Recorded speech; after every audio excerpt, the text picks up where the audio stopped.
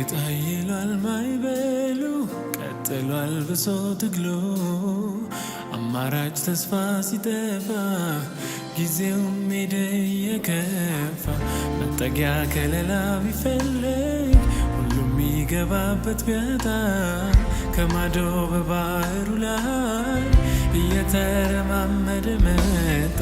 አይዟችሁ አትፍሩ እኔ ነኝ ያለው የባህሩ ጌታ ጸጥ አድርጎ ሁሉንም ማዕበሉን ከመንገድ ገታ።